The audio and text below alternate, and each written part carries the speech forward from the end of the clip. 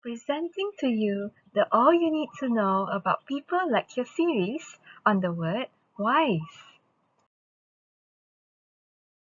Bijaksana, bijaksana.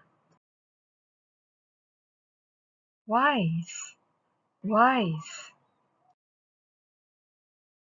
Bijaksana means wise. Let's proceed to the vocabulary. Word number 1 is selepas. Selepas means after.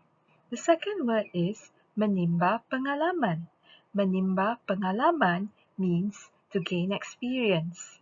The last word is menjadi, and menjadi means to become.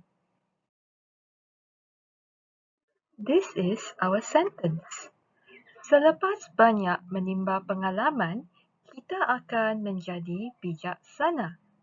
Selepas banyak menimba pengalaman, kita akan menjadi bijaksana.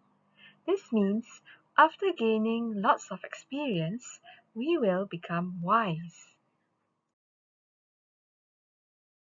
Congratulations! You have completed this lecture.